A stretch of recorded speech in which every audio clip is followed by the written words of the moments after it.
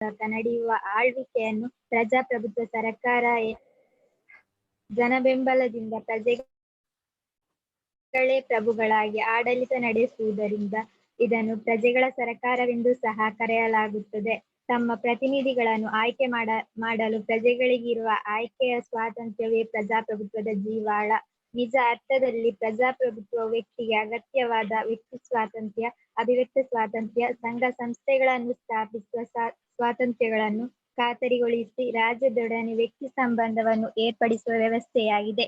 Abraham Lincoln ಅವರು ಪ್ರಜಾಪ್ರಭುತ್ವವೆಂದರೆ ಪ್ರಜೆಗಳಿಂದ ಪ್ರಜೆಗಳಿಗೋಸ್ಕರ ಇರುವ ಸರ್ಕಾರ ಎಂದು ಹೇಳಿದ್ದಾರೆ.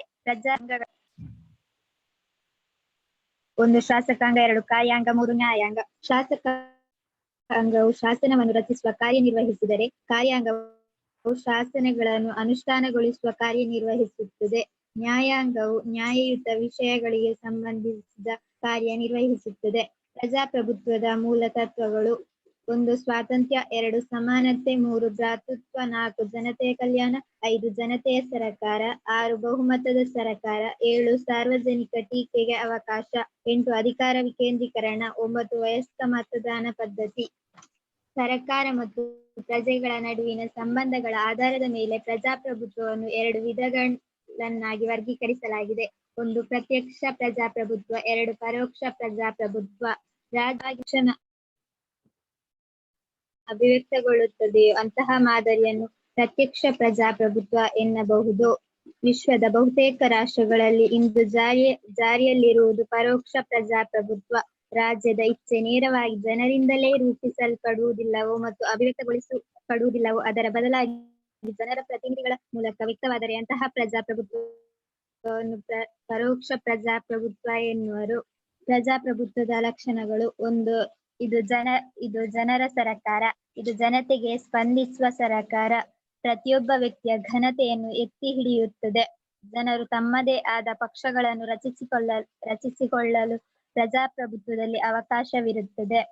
ಪ್ರಜಾಪ್ರಭುತ್ವದಲ್ಲಿ ಎಲ್ಲಾ ಜನರಿಗೂ ಸಮಾನ ಅವಕಾಶವನ್ನು ದೊರಕಿಸಿಕೊಡಲಾಗುತ್ತದೆ.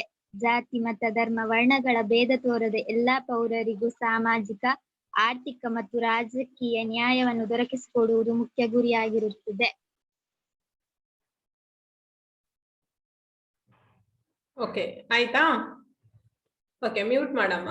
Okay, very good. ಸುರಕ್ಷಾ ಪ್ರಜಾಪ್ರಭುತ್ವದ ಬಗ್ಗೆ ಮಾತಾಡಿದಾಳೆ. ಸೊ ಮಾಲಿನಿ, ನೋಡುವ, ನಿಂಗಲ್ಲಿ ನೆಟ್ವರ್ಕ್ ಪ್ರಾಬ್ಲಮ್ ಇರ್ಬೇಕಮ್ಮ, ನಿನ್ನ ವಾಯ್ಸ್ ಅಂತ ಕೇಳುದಿಲ್ಲ. ಸೊ ಆದ್ರಿಂದ ನೋಡುವ, ನೆಕ್ಸ್ಟ್ ಇವತ್ತೀಗ ಮಳೆ ಇದ್ದ ಕಾರಣ ನೆಕ್ಸ್ಟ್ ಮಳೆ ಇಲ್ಲದ ಟೈಮಲ್ಲಿ ನೆಕ್ಸ್ಟ್ ಕ್ಲಾಸಿಗೆ ನಿಂಗೆ ಅವಕಾಶ ಕೊಡುವ, ಅಥವಾ ಈ ಕ್ಲಾಸ್ ಎಂಡಿಗೆ ಆಗುವಾಗ ಅವಕಾಶ ಕೊಡ್ತೇನೆ.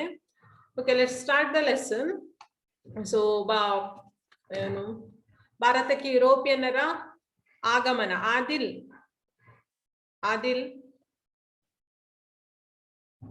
ವಿಡಿಯೋ ಆಫ್ ಮಾಡು. ಆದಿಲ್ ವಿಡಿಯೋ ಆಫ್ ಮಾಡು, ಮತ್ತೆ ನಿನ್ನ ಹೆಸರು ಟೈಪ್ ಮಾಡು.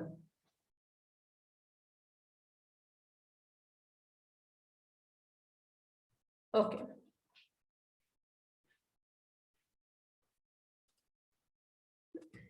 ಸ್ಕ್ರೀನ್ ಶೇರ್ ಮಾಡ್ತೇನೆ ಮಕ್ಕಳೇ. ಓಕೆ, ನಾವು ಭಾರತಕ್ಕೆ ಯುರೋಪಿಯನ್ನರ ಆಗಮನ ಪಾಠದಲ್ಲಿ ನಾವು ಲಾಸ್ಟ್ ಟೈಮ್ ಒಂದು ನಿಮಗೆ ಕ್ವಶನ್ ಕೊಟ್ಟಿದ್ದೆ. ಸೊ ಏನು ಅಂತ ಹೇಳಿದ್ರೆ, ಕ್ವಶನ್ ಮಧ್ಯಯುಗದ ಭಾರತ ಮತ್ತು ಮಧ್ಯಕಾಲದಲ್ಲಿ ಭಾರತ ಮತ್ತು ಯುರೋಪ್ ನಡುವೆ ವ್ಯಾಪಾರ ಹೇಗೆ ನಡೆಯುತ್ತಿತ್ತು ಅಂತ ಹೇಳಿ ಕ್ವಶನ್ ಕೇಳಿದ್ದದ್ದು. ಸೊ ಕೆಲವು ಮಕ್ಕಳು ನನ್ನ ಹತ್ರ ಕೇಳಿದ್ರು, ಸೊ ಮೇಡಮ್ ಅದ ಆನ್ಸರ್ ಸರಿ ಉಂಟಾ ಅಂತ ಹೇಳಿ. ಆನ್ಸರ್ ನಾನು ಕರೆಕ್ಟ್ ಆಗಿ ಕೊಡ್ತೇನೆ. ಹೆಚ್ಚಿನವ್ರು ಏನ್ ಮಾಡಿದ್ದೀರಾ ಅಂತ ಹೇಳಿದ್ರೆ ಪ್ಯಾರಾಗ್ರಾಫ್ ವೈಸ್ ಬರ್ತಿದ್ದೀರಾ. ಸೊ ನಿಮಗೆ ಸೋಷಿಯಲ್ ಅಲ್ಲಿ ಮಕ್ಕಳ ನೀವು ಇಷ್ಟರ ತನಕ ಹೇಗೆ ಬರ್ತಿದ್ದೀರಿ ಅಂತ ಹೇಳಿ ಗೊತ್ತಿಲ್ಲ. ಸೊ ನೀವು ಇನ್ನು ಈಗ 10th ಗೆ ಹೇಗೆ ಬರಿಬೇಕು ಅಂತ ಹೇಳಿದ್ರೆ 2 marks, 4 marks, next 3 marks, 5 marks ಎಲ್ಲ ಕ್ವಶನ್ಸ್ ಗಳಿಗೆ ಸಹ 1 ಮಾರ್ಕ್ ಇದ್ದು ಬಿಟ್ಟು ಮತ್ತೆ ಎಲ್ಲ ಕ್ವಶನ್ಸ್ ಗಳಿಗೆ ಸಹ ಯಾವುದೇ ಕಾರಣಕ್ಕೂ ಪ್ಯಾರಾಗ್ರಾಫ್ ಬರೀಲಿಕ್ಕಿಲ್ಲ. ಜಸ್ಟ್ ಎಂದರೇನು ಅಂತ ಹೇಳಿ ಕೇಳಿದ್ರೆ ಮಾತ್ರ ಬರೀಲಿಕ್ಕೆ ಉದ್ದಕ್ಕೆ, ಇಲ್ಲದಿದ್ರೆ ಪ್ರತಿಯೊಂದಕ್ಕೂ ಸಹ ನಿಮಗೆ ಪಾಯಿಂಟ್ ವೈಸೇ ಬರೀಲಿಕ್ಕೆ. ಆಯ್ತಾ? ನಾನು ನಿಮಗೆ ಲಾಸ್ಟ್ ಪಾಠದಲ್ಲಿ ಭೂಗೋಳ ಪಾಠದಲ್ಲಿ ನಿಮಗೆ ಒಂದು ಕ್ವಶನ್ಗೆ ಆನ್ಸರ್ ಕೊಟ್ಟಿದೆ ಪಾಯಿಂಟ್ ವೈಸ್. ಆ ಪಾಯಿಂಟ್ ಅನ್ನು ಮಾರ್ಜಿನ್ ಒಳಗಡೆ ಬರಿಬೇಕು, ಕ್ವಶನ್ ನಂಬರ್ ಮಾತ್ರ ಮಾರ್ಜಿನ್ ಹೊರಗಡೆ. ಆಯ್ತಾ? ಸೊ ಹಾಗೆ ನೀಟಾಗಿ ಬರೀಲಿಕ್ಕೆ ಪ್ರಾಕ್ಟೀಸ್ ಮಾಡಿ. ಕರೆಕ್ಟ್ ಆದ ಆನ್ಸರ್ ನಾನು ನೆಕ್ಸ್ಟ್ ನೋಟ್ಸ್ ಕೊಡುವಾಗ ನಿಮಗೆ ಕೊಡ್ತೇನೆ ಆಯ್ತಾ. ಅದರಿಂದ ನಾನು ಕೆಲವರಿಗೆ ಮಾತ್ರ ರಿಪ್ಲೈ ಮಾಡಿದೆ, ಎಲ್ರಿಗೂ ರಿಪ್ಲೈ ಮಾಡ್ಲಿಲ್ಲ, ಸರಿ ಉಂಟು ಸರಿ ಇಲ್ಲ ಅಂತ ಹೇಳಿ. ಸೊ ಯಾರೆಲ್ಲ ಮೆಸೇಜ್ ಮಾಡಿದ್ರು ಸೊ ಅವರು ಹಾಗೆ ತಿಳ್ಕೊಂಡ್ರಾಯ್ತು. ಇನ್ನು ವಾಪಸ್ ಕರೆಕ್ಷನ್ ಮಾಡ್ಲಿಕ್ಕೆ ಹೋಗ್ಬೇಡಿ, ನೋಟ್ಸ್ ಅಲ್ಲಿ ಬರುವಾಗ ನೀಟಾಗಿ ಬರೆದ್ರಾಯ್ತು. ಸೊ ಇನ್ನು ಪ್ರತಿಯೊಬ್ರು ಸಹ ನೋಟ್ಸ್ ಅನ್ನ ಮಾಡ್ಬೇಕು ಕಂಪಲ್ಸರಿಯಾಗಿ ಸಪರೇಟ್ ಆಗಿ. ಮ್ಯಾಪ್ ಪುಸ್ತಕಕ್ಕೆ ಖಾಲಿ ಪುಸ್ತಕ, ಲಾಂಗ್ ಖಾಲಿ ಪುಸ್ತಕವನ್ನ ಕಂಪಲ್ಸರಿಯಾಗಿ ತಕೊಳ್ಳೇಬೇಕು ಆಯ್ತಾ. ಖಾಲಿ ಲಾಂಗ್ ಪುಸ್ತಕವನ್ನ, ಸೊ ಗೆರೆ ಯಾವುದು ಸಹ ಅಲ್ಲ, ಖಾಲಿ ಲಾಂಗ್ ಪುಸ್ತಕದಲ್ಲಿ ಸೊ ಮ್ಯಾಪ್ ಅನ್ನ ಮಾಡ್ಬೇಕು. ಸೊ ಮ್ಯಾಪ್ ಇವತ್ತಿಗೆ 3 ಮ್ಯಾಪ್ ಆಗಿದೆ. ಭೂಗೋಳದ 2 ಮ್ಯಾಪ್, ಇತಿಹಾಸ ಪಾಠದ 1 ಮ್ಯಾಪ್, 3 ಮ್ಯಾಪ್ಗಳಾಗಿದೆ. ಆ 3 ಮ್ಯಾಪ್ಗಳನ್ನು ಸಹ ನೀವು ಅದೇ ಆರ್ಡರ್ ಅಲ್ಲಿ ಫಸ್ಟ್ಗೆ ಭೂಗೋಳದ 2 ಮ್ಯಾಪ್ ಮಾಡಿ, ಆಮೇಲೆ ಇತಿಹಾಸ ಪಾಠದ್ದು ಅದಕ್ಕೆ ಇದು ಏನು ಹೆಡ್ಡಿಂಗ್ ಬರಿಬೇಕು. ಸೊ ಮಾಡುವಾಗ ಸೊ ನೋಡಿ ಈ ರೀತಿ ಪುಸ್ತಕ ಇದ್ರೆ ಸೊ ಈ ಸೈಡ್ ಅಲ್ಲಿ ಮಾತ್ರ ಮ್ಯಾಪ್ ಮಾಡ್ಲಿಕ್ಕೆ, ಈಚೆ ಪೇಜ್ ಅಲ್ಲಿ ಇಲ್ಲಿ ಮ್ಯಾಪ್ ಮಾಡ್ಲಿಕ್ಕಿಲ್ಲ, ಇಲ್ಲಿ ಮಾತ್ರ ಮ್ಯಾಪ್ ಮಾಡ್ಲಿಕೊಂಡು ಹೋಗ್ಲಿಕ್ಕೆ. ಮತ್ತೆ ಪೆನ್ಸಿಲ್ ಅಲ್ಲೇ ಬರಿಬೇಕು, ಪೆನ್ ಯೂಸ್ ಮಾಡ್ಲಿಕ್ಕಿಲ್ಲ ಆಯ್ತಾ. ಕೇವಲ ಪೆನ್ಸಿಲ್ ಅಲ್ಲಿ ಮಾತ್ರ, ಭಾಗಗಳನ್ನು ಸಹ ಪೆನ್ನಲ್ಲಿ ಮಾಡ್ಲಿಕ್ಕಿಲ್ಲ. ಸೊ ಹೇಗುಂಟು ಅದೇ ರೀತಿಯಲ್ಲಿ ಮಾಡ್ಬೇಕು. ಸೊ ಮ್ಯಾಪ್ ಯಾರೆಲ್ಲ ಸರಿ ಮಾಡ್ಲಿಲ್ಲ ಅವರೆಲ್ಲರೂ ಸಹ ಆ ರೀತಿಯಲ್ಲಿ ಮಾಡ್ಬೇಕು. ಮ್ಯಾಪ್ ಪುಸ್ತಕ ಆಗ್ಬೇಕು, ಪಾಯಿಂಟ್ ಪುಸ್ತಕ ಆಗ್ಬೇಕು, ನೆಕ್ಸ್ಟ್ ನೋಟ್ಸ್ ಆಗ್ಬೇಕು ಆಯ್ತಾ. ನೋಟ್ಸ್ ಈಗ ಓಲ್ಡ್ ಪುಸ್ತಕದಲ್ಲಿ ಬರ್ದವರು ಅದನ್ನ ಕಂಟಿನ್ಯೂ ಮಾಡಿ ನೆಕ್ಸ್ಟ್ 200 ಪೇಜ್ನ ಪುಸ್ತಕದಲ್ಲಿ ಬರಿತಾ ಹೋದ್ರೆ ಆಯ್ತು ಆಯ್ತಾ. ನಿಮ್ಗೆ ಪುಸ್ತಕ ತಗೊಳ್ಳಿಕ್ಕೆ ಹೇಳಿದ್ದಾರೆ HM. ಸೊ ಕೆಲವರಿಗೆ ನಿನ್ನೆ ಶಾಲೆಯಿಂದ ತಕೊಂಡವರು ತಕೊಂಡಿದ್ದಾರೆ, ಉಳಿದಂತೆ ನೀವು ಅಂಗಡಿಯಿಂದ ತಕೊಂಡು, ಸೋಮವಾರದಿಂದ ಅಂಗಡಿ ಓಪನ್ ಇರ್ತದಲ್ಲ, ಅಂಗಡಿ ಓಪನ್ ಅಲ್ಲಿಂದ ತಕೊಂಡು ಸೊ ನೋಟ್ಸ್ ಅನ್ನ ಕರೆಕ್ಟ್ ಆಗಿ ಬರಿಬೇಕು. ನೆಕ್ಸ್ಟ್ ಇನ್ನೀಗ ನಿಮ್ಗೆ ಶಾಲೆಗೆ ನೋಟ್ಸ್ ಸಬ್ಮಿಟ್ ಮಾಡ್ಲಿಕ್ಕೆ ಇರ್ತದೆ, ಆಗ ಕರೆಕ್ಟ್ ಆಗಿ ನೋಟ್ಸ್ ಬರ್ದಿರ್ಬೇಕಲ್ಲಿ. ಸೊ ಇದಿಷ್ಟು. ಸೊ ಲಾಸ್ಟ್ ಕ್ಲಾಸ್ ಅಲ್ಲಿ ನಾವು ನೋಡಿದ್ದೇವೆ ಕಾನ್ಸ್ಟಂಟಿನೋಪಲ್ ನಗರದ ಮೂಲಕ ಪಶ್ಚಿಮ ದೇಶ ಅಂದ್ರೆ ಯುರೋಪ್ ಖಂಡ ಮತ್ತು ಏಷ್ಯಾ ಖಂಡ, ಭಾರತವು ಸೇರಿದಂತೆ ಏಷ್ಯಾ ಖಂಡದ ಜೊತೆ ವ್ಯಾಪಾರ ಸಂಬಂಧ ನಡೀತಾ ಇತ್ತು. ಆದ್ರೆ 1453 ಕಾನ್ಸ್ಟಂಟಿನೋಪಲ್ ಅನ್ನುವಂತಹ ಪ್ರದೇಶವನ್ನ ಯಾರು ವಶಪಡಿಸಿಕೊಂಡರು? ಆನ್ಸರ್, ಕಾನ್ಸ್ಟಂಟಿನೋಪಲ್ ಅನ್ನುವಂತಹ ಪ್ರದೇಶವನ್ನ ಯಾರು ವಶಪಡಿಸಿಕೊಂಡರು?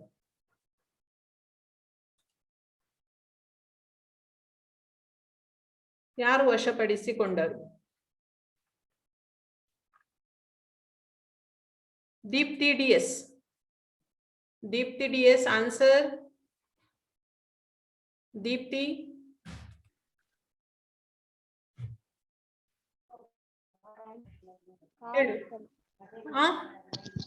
ತಾರಕರು. ತಾರಕರು. ತಾರಕರು. ತರ್ಕರಮ್ಮ ಸರಿ ಬರ್ಕೋ. ಮ್ಯೂಟ್ ಮಾಡೀಗ, ಮ್ಯೂಟ್ ಮಾಡು. ಓಕೆ, ಅಟೋಮಾನ್ ಟರ್ಕರು ಆನ್ಸರ್ ಬಂದಿದೆ ಎಲ್ಲ ಮಕ್ಕಳದ್ದು. ಅಟೋಮಾನ್ ಟರ್ಕರು ವಶಪಡಿಸಿಕೊಂಡಿರುವಂತದ್ದು. ಸೊ ಆ ಕಾರಣದಿಂದಾಗಿ ಯುರೋಪ್ನ ದೇಶದವರು ಸೊ ಭಾರತಕ್ಕೆ ಜಲಮಾರ್ಗವನ್ನ ಕಂಡು ಹಿಡಿದ್ರು. ಅದರಲ್ಲಿ ಮೊದಲಿಗರು ಯಾರು ಅಂತ ಹೇಳಿದ್ರೆ ಪೋರ್ಚುಗೀಸರು. ಪೋರ್ಚುಗೀಸರಲ್ಲಿ ಯಾರು ಅಂತ ಹೇಳಿದ್ರೆ ವಾಸ್ಕೋ ಡಿ ಗಾಮ ಅದರಲ್ಲಿ ಮೊದಲಿಗನಾಗಿದ್ದಾನೆ. ಸೊ ಅವನು 1498 ಭಾರತಕ್ಕೆ ಹೊಸದಾದಂತಹ ಒಂದು ಜಲಮಾರ್ಗವನ್ನ ಕಂಡು ಹಿಡುತ್ತಾನೆ. ಇದರ ಬಗ್ಗೆ ನಾವು ನೋಡಿ ಆಗಿದೆ ಆಯ್ತಾ. ಸೊ ಈ ಮೂಲಕ ಯುರೋಪ್ ದೇಶದವರಿಗೆ ಮತ್ತು ಭಾರತಕ್ಕೆ ಅಥವಾ ಏಷ್ಯಾ ದೇಶಕ್ಕೆ ಸೊ ಸಮುದ್ರ ಮಾರ್ಗದ ಮೂಲಕ ವ್ಯಾಪಾರ ಸಂಪರ್ಕ ಏರ್ಪಡ್ತದೆ.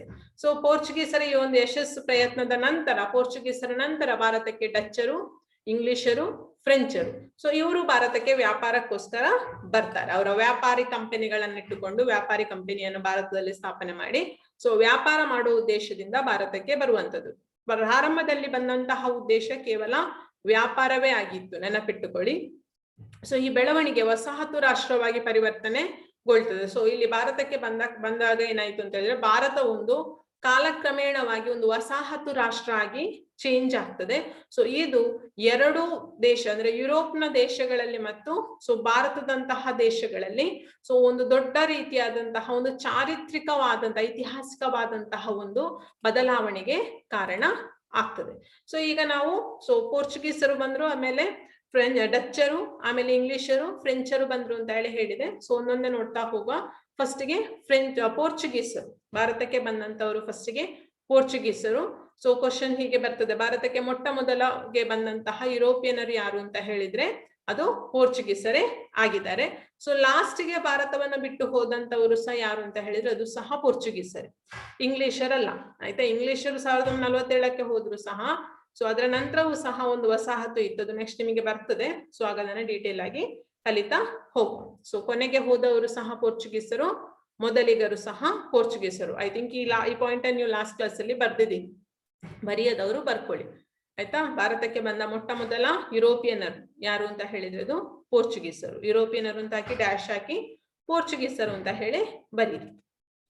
ಓಕೆ, ಸೊ ಫಸ್ಟ್ ಗೆ ಬಂದವನು ವಾಸ್ಕೋ ಡಿ ಗಾಮ. ಹಾಗಾದ್ರೆ ವಾಸ್ಕೋ ಡಿ ಗಾಮನ ನಂತರ ಸೊ ಯಾರು ಪೋರ್ಚುಗಲ್ನಿಂದ ಪೋರ್ಚುಗಲ್ನಿಂದ ಒಂದು ನಾಯಕನಾಗಿ ಭಾರತಕ್ಕೆ ಬರ್ತಾನ ಅಂತ ಹೇಳಿದ್ರೆ ಅವನು ಫ್ರಾನ್ಸಿಸ್ಕೋ ಡಿ ಅಲ್ಮೆಡಾ ಆಯ್ತಾ.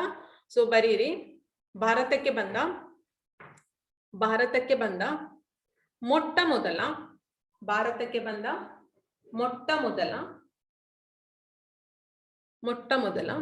ಪೋರ್ಚುಗೀಸರ ವೈಸ್ರಾಯ್ ಡ್ಯಾಶ್ ಹಾಕಿ ಬರೀರಿ ಫ್ರಾನ್ಸಿಸ್ಕೋ ಡಿ ಅಲ್ಮೆಡಾ. ಆ ಫ್ರಾನ್ಸಿಸ್ಕೋ ಡಿ ಅಲ್ಮೆಡಾಗೆ ಅಂಡರ್ಲೈನ್ ಮಾಡಿ, ಫ್ರಾನ್ಸಿಸ್ಕೋ ಡಿ ಅಲ್ಮೆಡಾಕ್ಕೆ ಅಂಡರ್ಲೈನ್ ಮಾಡಿ. ಸೊ ಇವನು ಪೋರ್ಚುಗೀಸರ ಮೊಟ್ಟ ಮೊದಲ ಒಂದು ವೈಸ್ರಾಯ್ ಆಗಿರ್ತಾನೆ. ಸೊ ಇವನೊಂದು ನೀತಿಯನ್ನು ತರ್ತಾನೆ. ಅದೇನು ಅಂತ ಹೇಳಿದ್ರೆ ಬ್ಲೂ ವಾಟರ್ ಪಾಲಿಸಿ ಅಂತ ಹೇಳಿ. ಬ್ಲೂ ವಾಟರ್ ಪಾಲಿಸಿ ಅಂತ ಹೇಳಿದ್ರೆ ನೀಲಿ ನೀರಿನ ನೀತಿಯನ್ನು ಯಾರು ಜಾರಿಗೆ ತರ್ತಾನೆ ಅಂತ ಹೇಳಿದ್ರೆ ಅದು ಫ್ರಾನ್ಸಿಸ್ಕೋ ಡಿ ಅಲ್ಮೆಡಾ. ಸೊ ಏನು ಇವನ ಒಂದು ನೀತಿ ಅಂತ ಹೇಳಿದ್ರೆ, ಸೊ ನಾನು ಆಲ್ರೆಡಿ ಹೇಳಿದ್ದೇನೆ, ಸಮುದ್ರ ಮಾರ್ಗದ ಮೂಲಕ ಭಾರತಕ್ಕೆ ಒಂದು ರೂಟ್ ಅನ್ನ ಕಂಡು ಹಿಡಿದವರು ಪೋರ್ಚುಗೀಸರು.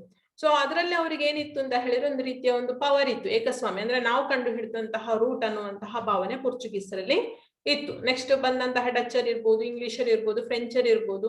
ಸೊ ಇದೇ ಒಂದು ರೂಟ್ ಅನ್ನ ಫಾಲೋ ಮಾಡಿಕೊಂಡು ಬರ್ತಾರೆ. ಅಂದ್ರೆ ವಾಸ್ಕೋ ಡಿ ಗಾಮ ಏನು ಬಂದಿದ್ದ, ಸೊ ಅದೇ ರೂಟ್ ಅನ್ನ ಫಾಲೋ ಮಾಡಿಕೊಂಡು ಬರ್ತಾರೆ. ಎಲ್ಲಿ ತನಕ ಅಂತ ಹೇಳಿದ್ರೆ ಸುಯೇಜ್ ಕಾಲುವೆ ನಿರ್ಮಾಣದ ತನಕವೂ ಸಹ ಅದೇ ರೂಟ್ ಅನ್ನ ಫಾಲೋ ಮಾಡಿಕೊಂಡವರು ಬರುವಂತದ್ದು. ಸೊ ಈ ನೀಲಿ ನೀರಿನ ನೀತಿ ಏನಾಗಿತ್ತು ಫ್ರಾನ್ಸಿಸ್ಕೋ ಡಿ ಅಲ್ಮೆಡಾದ್ದು ಅಂತ ಹೇಳಿದ್ರೆ, ಭೂಮಿಯ ಮೇಲಿನ ಆಧಿಪತ್ಯಕ್ಕೆ ಬದಲು ಸಮುದ್ರದ ಮೇಲಿನ ಏಕಸ್ವಾಮ್ಯಕ್ಕಾಗಿ ನೌಕಾಶಕ್ತಿಯನ್ನು ಬಲಪಡಿಸುವಂತಹ ಒಂದು ನೀತಿಯಾಗಿತ್ತು ಆಯ್ತಾ. ಸೊ ಬರೀರಿ, ನೀಲಿ ನೀರಿನ ನೀತಿಯನ್ನು ಫ್ರಾನ್ಸಿಸ್ಕೋ ಡಿ ಅಲ್ಮೆಡಾ ಜಾರಿಗೆ ತಂದನು. ನೀಲಿ ನೀರಿನ ನೀತಿಯನ್ನು ಫ್ರಾನ್ಸಿಸ್ಕೋ ಡಿ ಅಲ್ಮೆಡಾ ಜಾರಿಗೆ ತಂದನು. ಅಂದ್ರೆ ನೌಕಾಶಕ್ತಿಯ ಮೂಲಕ ಸಮುದ್ರದ ಮೇಲೆ ಒಂದು ಹಿಡಿತವನ್ನ ಸಾಧಿಸುವಂತದ್ದು ಅದರ ಅರ್ಥ ಆಯ್ತಾ. ಅಂದ್ರೆ ಅವ್ರು ಕಂಡು ಹಿಡಿದಂತಹ ರೂಟ್ ಅನ್ನುವಂತಹ ಒಂದು ಭಾವನೆ ಅವರಲ್ಲಿ. ಸೊ ಆ ರೀತಿಯಲ್ಲಿ ಅವನ ಥಿಂಕಿಂಗ್ ಆಗಿತ್ತು. ಸೊ ಫ್ರಾನ್ಸಿಸ್ಕೋ ಡಿ ಅಲ್ಮೆಡಾ ಮೊಟ್ಟ ಮೊದಲ ಪೋರ್ಚುಗೀಸ್ ವೈಸ್ರಾಯಿ ಆಗಿ ಭಾರತಕ್ಕೆ ಬಂದ್ರೆ, ಸೊ ಫ್ರಾನ್ಸಿಸ್ಕೋ ಡಿ ಅಲ್ಮೆಡಾ ನಂತರ ಭಾರತಕ್ಕೆ ಬಂದಂತಹ ಒಂದು ವೈಸ್ರಾಯಿ ಯಾರು ಅಂದ್ರೆ ಇವನ ಮೂಲಕ, ಅಂದ್ರೆ ಫ್ರಾನ್ಸಿಸ್ಕೋ ಡಿ ಅಲ್ಮೆಡಾ ನಂತರ ನಿಜವಾದಂತಹ ರೀತಿಯಲ್ಲಿ ಪೋರ್ಚುಗೀಸರ ಒಂದು ಪವರ್ ಅಲ್ಲಿ ಬಂದಂಥದ್ದು ಅದು ಯಾರು ಅಂತ ಹೇಳಿದ್ರೆ ಅಲ್ಫಾನ್ಸೋ ಅಲ್ಬುಕರ್ಕ್ ಆಯ್ತಾ. ಸೊ ಇದನ್ನ ನೀವು ಬರಿಬೇಕು, ತುಂಬಾ ಇಂಪಾರ್ಟೆಂಟ್. ಹೇಗೆ ಬರೀರಿ ಅಂತ ಹೇಳಿದ್ರೆ ಬರ್ಕೊಳ್ಳಿ. ಭಾರತದಲ್ಲಿ ಪೋರ್ಚುಗೀಸ್ ಸಾಮ್ರಾಜ್ಯದ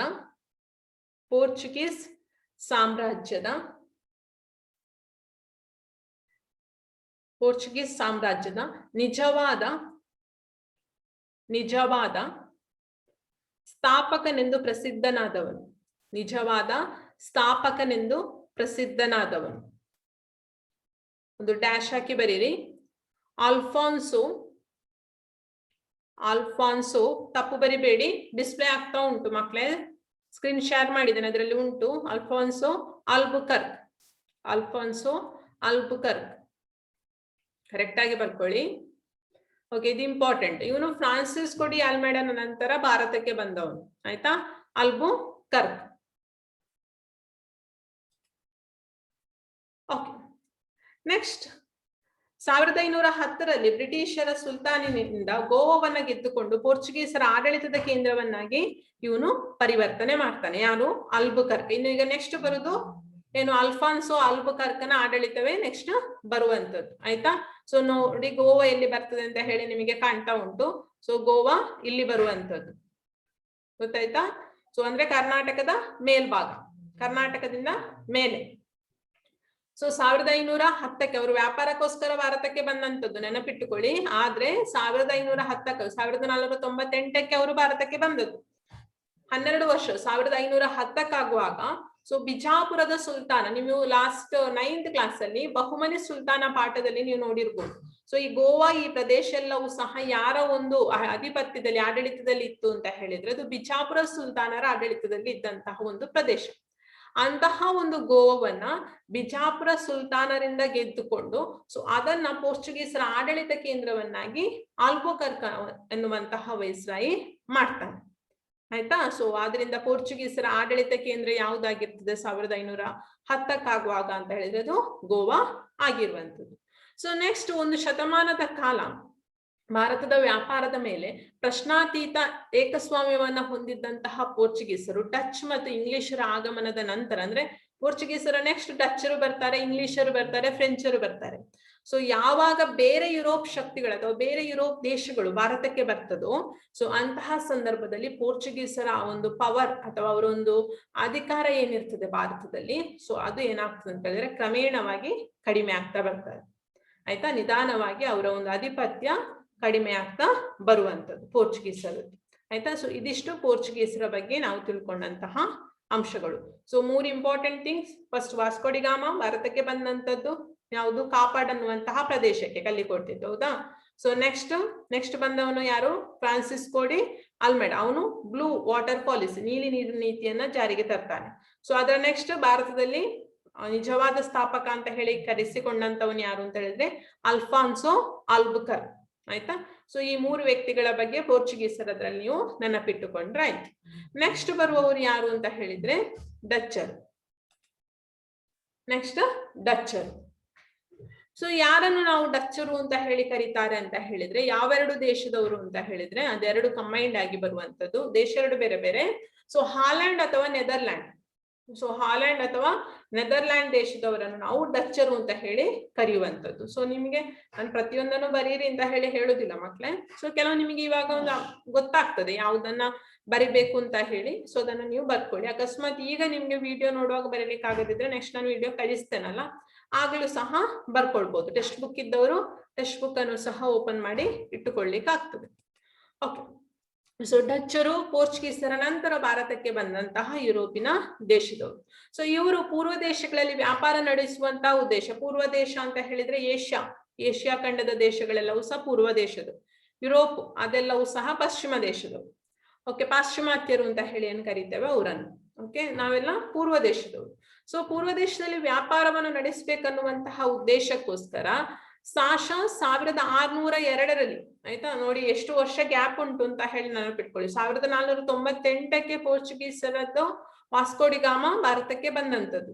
1602ಕ್ಕಾಗುವಾಗ ಡಚ್ಚರ್ ಏನ್ ಮಾಡ್ತಾರೆ ಅಂತ ಹೇಳಿದ್ರೆ ಯುನೈಟೆಡ್ ಈಸ್ಟ್ ಇಂಡಿಯಾ ಕಂಪನಿಯನ್ನ ಸ್ಥಾಪನೆ ಮಾಡಿಕೊಂಡು ಭಾರತ ಮತ್ತು ಜಾವಾ, ಸುಮಾತ್ರಾ, ಇಂಡೋನೇಷ್ಯಾ ಮೊದಲಾದ ಸಾಂಬಾರು ಪ್ರಸಿದ್ಧವಾದಂತಹ ದ್ವೀಪಗಳಿಗೆ ಪ್ರವೇಶವನ್ನ ಮಾಡ್ತಾರೆ. ಸೊ ಅಲ್ಲಿ ನೀವು ಬರ್ಕೊಳ್ಬೇಕಾದಂತದ್ದು ಯಾವುದು ಅಂತ ಹೇಳಿದ್ರೆ 1602ರಲ್ಲಿ ಡಚ್ಚರು ಅಂತ ಹೇಳಿ ಸೈಡ್ ಹೆಡಿಂಗ್ ಹಾಕೊಳ್ಳಿ. ಪೋರ್ಚುಗೀಸರು ಅಂತ ಹೇಳಿ ಆಗ ಹಾಕಿದೀರಿ. ಸೊ ಈಗ ನೀವೇನ್ ಹಾಕ್ಬೇಕು ಅಂತ ಹೇಳಿದ್ರೆ ಡಚ್ಚರು ಅಂತ ಹೇಳಿ ಸೈಡ್ ಹೆಡಿಂಗ್ ಹಾಕ್ಬೇಕು.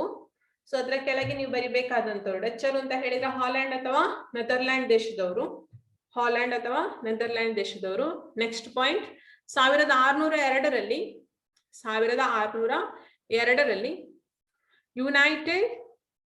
United East India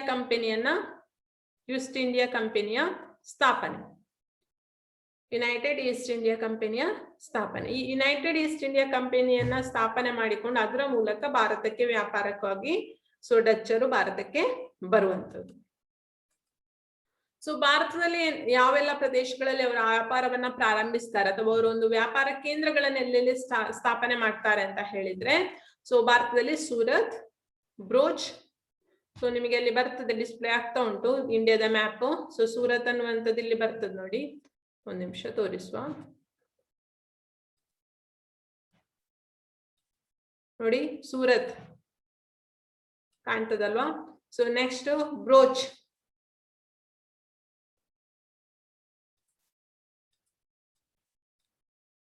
so Broach. Next Cambay. So ಎಲ್ಲವನ್ನ ಇಲ್ಲಿ ನಿಮಗೆ ತೋರಿಸ್ತಾ ಹೋದ್ರೆ ಟೈಮ್ ತುಂಬಾ ಹೋಗ್ತದೆ ಮಕ್ಕಳ, ನೋಡಿಕೊಳ್ಳಿ ಮತ್ತೆ ಅದರಲ್ಲಿ. ಓಕೆ. ಕೊಚ್ಚಿ, ನಾಗಪಟ್ಟಣ, ಮಚಿಲಿಪಟ್ಟಣ, ಚಿನ್ಸೂರ್ ಮೊದಲಾದ ಕಡೆಗಳಲ್ಲಿ ಏನ್ ಮಾಡ್ತಾರೆ ಅಂತ ಹೇಳಿದ್ರೆ ಕೋಟಿಗಳನ್ನು ಸ್ಥಾಪನೆ ಮಾಡ್ತಾರೆ. ಕೋಟಿ ಅಂತ ಹೇಳಿದ್ರೆ ಏನು ಅಂತ ಹೇಳಿದ್ರೆ, ಸೊ ಕೋಟಿ ಅನ್ನುವಂಥದ್ದು ವ್ಯಾಪಾರಿ ವಸ್ತುಗಳ ಒಂದು ದಾಸ್ತಾನು ಅಥವಾ ಒಂದು ಮಳಿಗೆ. ಅಂದ್ರೆ ನಾವೇನು ವ್ಯಾಪಾರ ಕೇಂದ್ರ ಅಂತ ಹೇಳ್ತೇವೆ, ಸೊ ಅದನ್ನ ಕೋಟಿ ಅಂತ ಹೇಳ್ತಾರೆ. ಈ ಕೋಟಿ ಅನ್ನೋದ್ರ ಸುತ್ತ ಏನ್ ಮಾಡ್ತಿದ್ರು ಅಂತ ಹೇಳಿದ್ರೆ, ಅವರ ಒಂದು ರಕ್ಷಣೆಗೋಸ್ಕರ, ಅವರ ಒಂದು ಸೇಫ್ಟಿಗೋಸ್ಕರ ಸೊ ತಡೆಗೋಡೆಗಳನ್ನ, ತುಂಬಾ ಎತ್ತರವಾದಂತಹ ಒಂದು ತಡೆಗೋಡೆ, ಒಂದು ರೀತಿಯ ಕೋಟೆಯಾಗಿ ಕಟ್ಟುತ್ತಾ ಇತ್ತು. ಅದನ್ನೇ ಕೋಟಿ ಅಂತ ಹೇಳುದು. ಅಂದ್ರೆ ಜಸ್ಟ್ ಏನು ಮಾರ್ಕೆಟ್ ರೀತಿಯಲ್ಲಿ ವ್ಯಾಪಾರ ಕೇಂದ್ರ ಕೋಟಿ ಅಂತ ಹೇಳಿದ್ರೆ. ಸೊ ನೆನಪಿಟ್ಟುಕೊಳ್ಳಿ.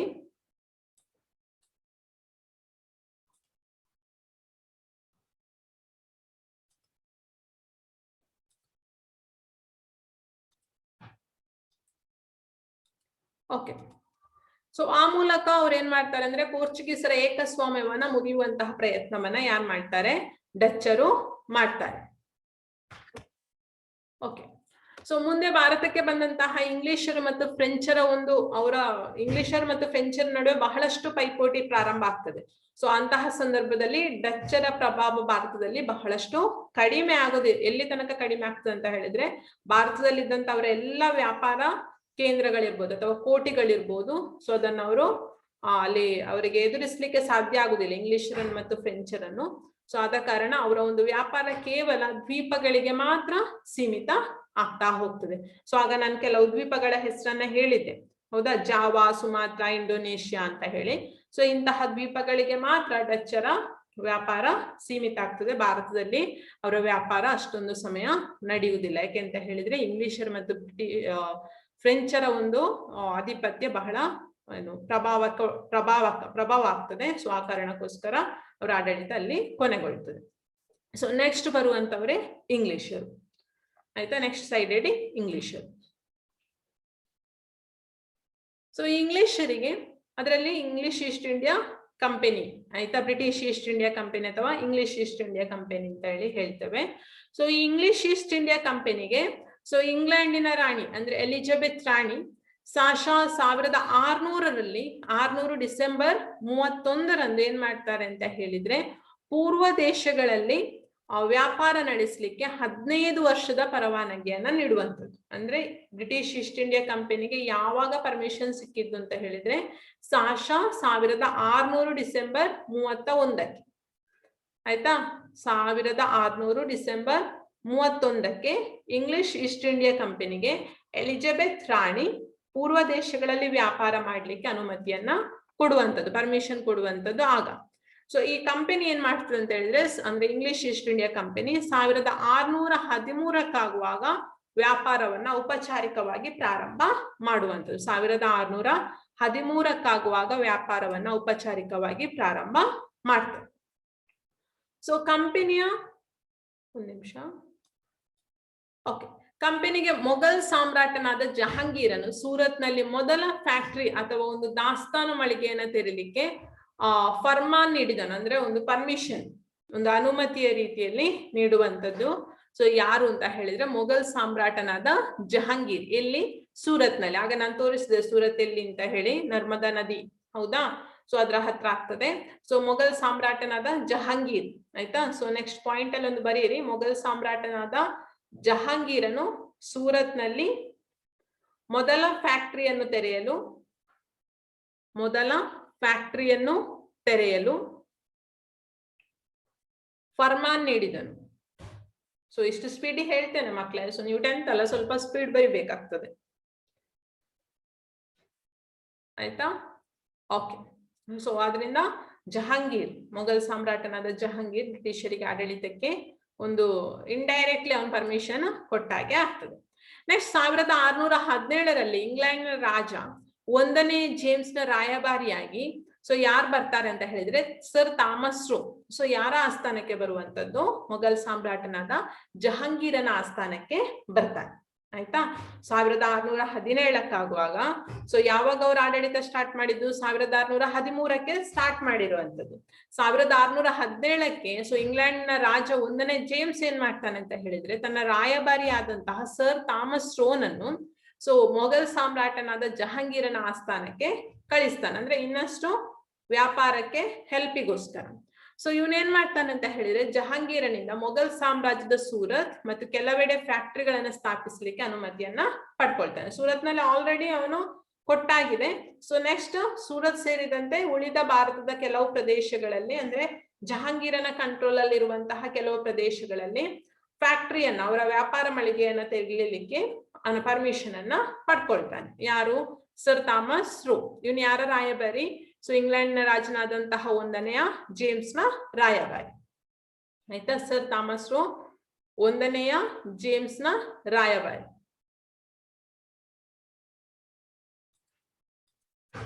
ಓಕೆ. ಸೊ ಅದರಂತೆ ಇಂಗ್ಲಿಷರು ಆಗ್ರಾ, ಅಹಮದಾಬಾದ್ ಮತ್ತು ಬ್ರೋಚ್ಗಳಲ್ಲಿ ಫ್ಯಾಕ್ಟರಿಯನ್ನ ನಿರ್ಮಿಸ್ತಾರೆ. ಆಯ್ತಾ? ಅದರ ಪ್ರಕಾರ ಆಗ್ರಾ, ಅಹಮದಾಬಾದ್ ಮತ್ತು ಬ್ರೋಚ್ಗಳಲ್ಲಿ ಇಂಗ್ಲಿಷರು ಫ್ಯಾಕ್ಟರಿಗಳನ್ನ ಅಥವಾ ವ್ಯಾಪಾರ ಮಳಿಗೆಯನ್ನ ಪ್ರಾರಂಭ ಮಾಡ್ತಾರೆ. ಸೊ ಇಂಗ್ಲಿಷರು 1639ರಲ್ಲಿ ಚಂದ್ರಗಿರಿಯ ರಾಜನಿಂದ ಮದ್ರಾಸ್ನಲ್ಲಿ ಭೂಮಿಯನ್ನ ಪಡೆದು ಸೇಂಟ್ ಜಾರ್ಜ್ ಫೋರ್ಟ್ ಎಂಬ ಬಲಿಷ್ಠ ಕೋಟೆಯನ್ನ ಕಟ್ಟಿದ್ದಾರೆ. ಆಯ್ತಾ? ಸೊ 1639ರಲ್ಲಿ ಚಂದ್ರಗಿರಿಯ ರಾಜನಿಂದ ಮದ್ರಾಸ್ನ ಒಂದು ಭೂಮಿಯನ್ನ ಪಡ್ಕೊಂಡು ಅಲ್ಲಿ ಸೇಂಟ್ ಜಾರ್ಜ್ ಫೋರ್ಟ್ ಎಂಬ ಒಂದು ಬಲಿಷ್ಠವಾದಂತಹ ಕೋಟೆಯನ್ನ ಕಟ್ಟಿಕೊಳ್ತಾರೆ. ಸೊ ಎಲ್ಲ ಬರ್ಕೊಳ್ಬೇಕು ಅಂತ ಹೇಳಿಲ್ಲ. ಆಯ್ತಾ? ಓಕೆ. ಸೊ ಮುಂದೆ ಇಂಗ್ಲೆಂಡ್ನ ರಾಜಕುಮಾರ 2ನೇ ಚಾರ್ಲ್ಸ್ ಬಾಂಬೆಯನ್ನು 1668ರಲ್ಲಿ ಕಂಪನಿಗೆ ವಾರ್ಷಿಕ 10 ಪೌಂಡ್ಗಳ ಬಾಡಿಗೆಗೆ ವಹಿಸಿಕೊಳ್ತಾನೆ. ಅಂದ್ರೆ ಬಾಡಿಗೆಯಾಗಿ ಅದನ್ನ ಪಡ್ಕೊಳ್ಳುವಂಥದ್ದು. ಯಾರು ಅಂತ ಹೇಳಿದ್ರೆ 2ನೇಯ ಚಾರ್ಲ್ಸ್ ಎಂಬ ಇಂಗ್ಲೆಂಡ್ನ ರಾಜಕುಮಾರ 1668ಕ್ಕೆ ಬಾಂಬೆಯನ್ನು ಕಂಪನಿಗೆ ವಾರ್ಷಿಕ, ಕಂಪನಿ ಅಂದ್ರೆ ಯಾವುದು? English East India company. So ವಾರ್ಷಿಕ 10 ಪೌಂಡ್ಗಳ ಬಾಡಿಗೆಗೆ ವಹಿಸಿಕೊಳ್ತಾನೆ. ಆಯ್ತಾ? ಸೊ ಅಂದ್ರೆ ಅವರು ಸ್ಟೆಪ್ ಬೈ ಸ್ಟೆಪ್ ಆಗಿ ಏನ್ ಮಾಡ್ತಾರೆ ಅಂತ ಹೇಳಿದ್ರೆ ಇಂಗ್ಲಿಷರು ಭಾರತದಲ್ಲಿ ವ್ಯಾಪಾರವನ್ನ ಇಂಪ್ರೂವ್ ಮಾಡ್ತಾ ಇಂಡೈರೆಕ್ಟ್ ಆಗಿ ಅವರು ಒಂದು ಭಾರತದ ಒಂದು ಅಡ್ಮಿನಿಸ್ಟ್ರೇಷನ್ ಅಥವಾ ಒಂದು ಭಾರತದ ಆಡಳಿತಕ್ಕೆ ಒಳನುಗ್ಗುವಂತಹ ಪ್ರಯತ್ನವನ್ನ ಮಾಡುವಂಥದ್ದು. ಸೊ ಬ್ರಿಟಿಷರು 1690ರ ದಶಕದಲ್ಲಿ ಬಂಗಾಳದ ರಾಜ್ಯಪಾಲನಿಂದ ಹೂಗ್ಲಿ ನದಿಯ ದಂಡೆಯ ಮೇಲಿನ ಸುತನುತಿ, ಕಲಿಕಟ ಮತ್ತು ಗೋವಿಂದಪುರ ಎಂಬ 3 ಹಳ್ಳಿಗಳನ್ನ ಫಸ್ಟ್ ಅಂದ್ರೆ ಖರೀದಿ ಮಾಡ್ಕೊಳ್ಳುವಂಥದ್ದು. ಪಶ್ಚಿಮ ಬಂಗಾಳದ ಒಂದು, ಈಗ ನಾವು ಏನು ಪಶ್ಚಿಮ ಬಂಗಾಳ ಅಂತ ಹೇಳಿ ಕರಿತೇವೆ, ಸೊ ಅದನ್ನ ಮೊದಲು ಬಂಗಾಳ ಅಂತಲೇ ಕರಿತಿದ್ದೆವು. ಸೊ ಬಂಗಾಳದ ರಾಜ್ಯಪಾಲನಿಂದ ಹೂಗ್ಲಿ ಅನ್ನುವಂತಹ ಒಂದು ನದಿ ಇದೆಯಲ್ಲ, ಸೊ ಆ ನದಿ ದಂಡೆಯ ಪ್ರದೇಶದಲ್ಲಿದ್ದಂತಹ 3 ಹಳ್ಳಿಗಳನ್ನ ಸೊ ಖರೀದಿ ಮಾಡಿಕೊಳ್ಳುವಂಥದ್ದು. ಖರೀದಿ ಅಂದ್ರೆ ದುಡ್ಡು ಕೊಟ್ಟು ಪರ್ಚೇಸ್ ಮಾಡಿಕೊಳ್ಳುವಂಥದ್ದು. ಖರೀದಿಸಿ ಫೋರ್ಟ್ ವಿಲಿಯಂ ಎನ್ನುವಂತಹ ಒಂದು ಕೋಟೆಯನ್ನ ಕಟ್ಟುತ್ತಾರೆ. ಯಾವಾಗ? 1690ರಲ್ಲಿ. ಸೊ ಅದರ ಸುತ್ತ ಏನಾಗ್ತದೆ ಅಂತ ಹೇಳಿದ್ರೆ ಕಲ್ಕತ್ತಾ ನಗರ ಬೆಳೀತದೆ. ಈ ಒಂದು ಫೋರ್ಟ್ ವಿಲಿಯಂ ಎನ್ನುವಂತಹ ಕೋಟೆಯ ಸುತ್ತ ಕಲ್ಕತ್ತಾ ನಗರ ಬೆಳೆಯುವಂಥದ್ದು. ಸೊ 17ನೇ ಶತಮಾನದ ಅಂತ್ಯದ ವೇಳೆಗೆ ಇಂಗ್ಲಿಷರು ಮದ್ರಾಸ್, ಬಾಂಬೆ ಮತ್ತು ಕಲ್ಕತ್ತಾಗಳನ್ನು ತಮ್ಮ ಪ್ರೆಸಿಡೆನ್ಸಿ ಕೇಂದ್ರಗಳನ್ನಾಗಿ ಮಾಡಿಕೊಳ್ತಾರೆ. ಸೊ ಇದನ್ನೊಂದು ಬರ್ಕೊಳ್ಳಿ ಮಕ್ಕಳೇ. ಸೊ ಇಂಗ್ಲಿಷರು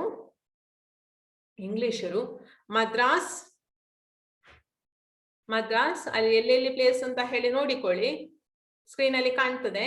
ಮದ್ರಾಸ್, ಬಾಂಬೆ ಮತ್ತು ಕಲ್ಕತ್ತಾಗಳನ್ನು ತಮ್ಮ ಪ್ರೆಸಿಡೆನ್ಸಿ ಕೇಂದ್ರಗಳನ್ನಾಗಿ ಮಾಡಿಕೊಂಡರು.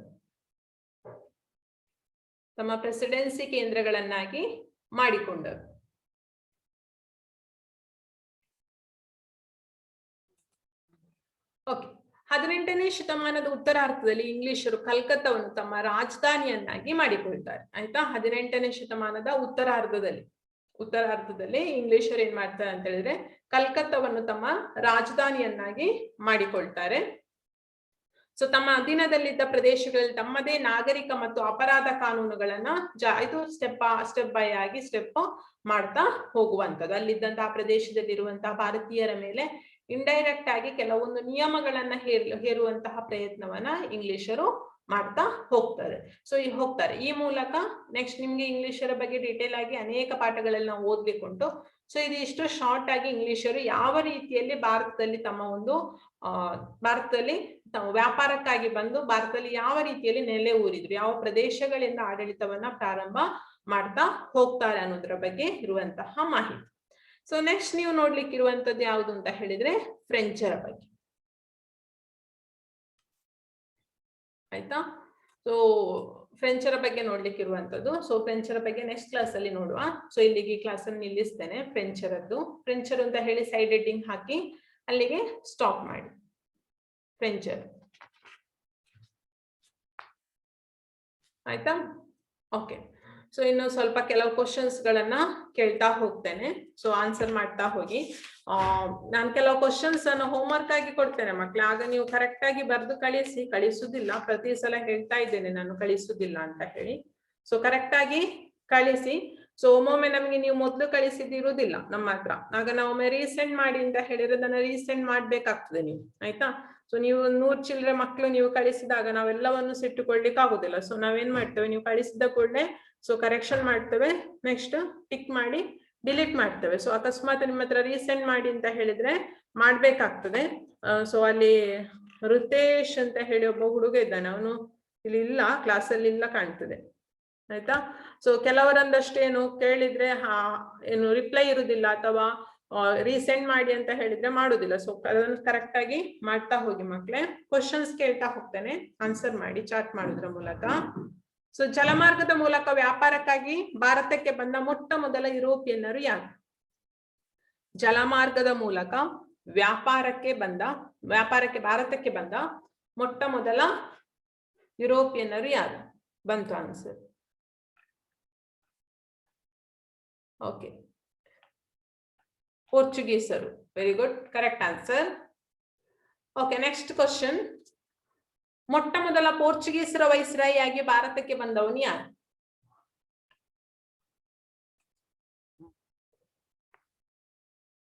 ನೋಡುವ ಯಾರತ್ರ ಆದ್ರು. ದೇವಿಕಾ ಆನ್ಸರ್ ಮಾಡಮ್ಮ. ಮೊಟ್ಟ ಮೊದಲ ಪೋರ್ಚುಗೀಸರ ವೈಸ್ರಾಯಿಯಾಗಿ ಭಾರತಕ್ಕೆ ಬಂದವನು ಯಾರು? ದೇವಿಕಾ ಗೊತ್ತಿದ್ರೆ ಗೊತ್ತುಂಟು, ಇಲ್ಲಾದ್ರೆ ಇಲ್ಲ. ದೇವಿಕಾ ಗೊತ್ತುಂಟು ಇಲ್ಲ? ಮೊಟ್ಟ ಮೊದಲ ಪೋರ್ಚುಗೀಸರ ವೈಸ್ರಾಯಿಯಾಗಿ ಭಾರತಕ್ಕೆ ಬಂದವನು ಯಾರು?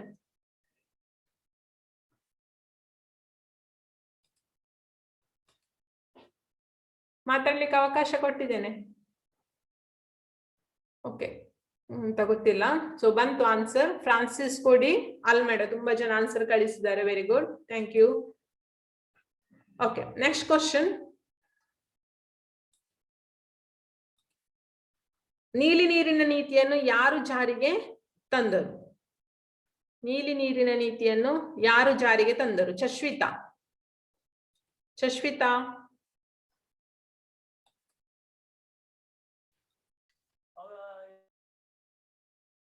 ಆನ್ಸರ್ ಮಾಡಮ್ಮ. ನೀಲಿ ನೀರಿನ ನೀತಿಯನ್ನು ಯಾರು ಜಾರಿಗೆ ತಂದರು?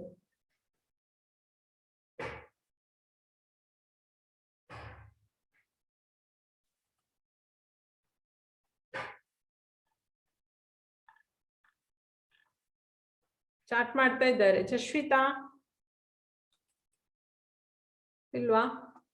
ಓಕೆ, ಆನ್ಸರ್ ಮಾಡಿದ್ದಾರೆ. Francisco de Almeida, correct. Okay, next question.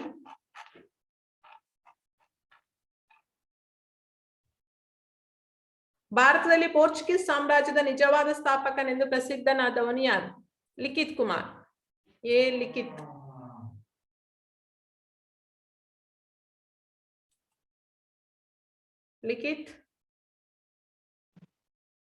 ಹೇಳು.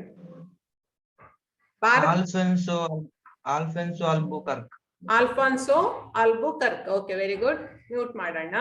Alfonso Albuquerque, very good answer. Next question. United East India ಕಂಪನಿಯು ಸ್ಥಾಪನೆಯಾದ ವರ್ಷ? Ankit Gowda. United East India company ಸ್ಥಾಪನೆಯಾದ ವರ್ಷ? ಅನ್ಮ್ಯೂಟ್ ಮಾಡಿಕೊಳ್ಳಿ. ಇಲ್ವಾ ಅಂಕಿತ್?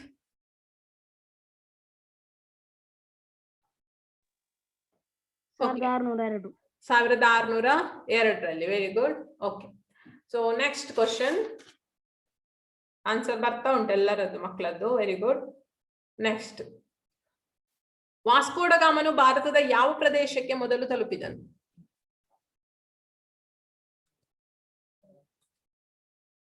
ವಾಸ್ಕೋಡಗಾಮನು ಭಾರತದ ಯಾವ ಪ್ರದೇಶಕ್ಕೆ ಮೊದಲು ತಲುಪಿದನು?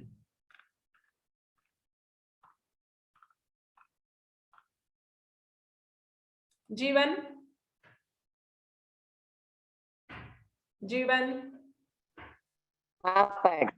ಕಾಪಡ್ ಭಾರತದ ಪಶ್ಚಿಮ ಕರಾವಳಿ ತೀರದ ಕಲ್ಲಿಕೋಟೆ ಸಮೀಪದಲ್ಲಿರುವಂತಹ ಕಾಪಡ್ ಅನ್ನುವಂತಹ ಪ್ರದೇಶಕ್ಕೆ ಮೊದಲು ತಲುಪುವಂತದ್ದು. ಓಕೆ, ನಾನು ಇವತ್ತು ಕ್ವಶನ್ಸ್ ಕಳಿಸ್ತೇನೆ ಮಕ್ಕಳು.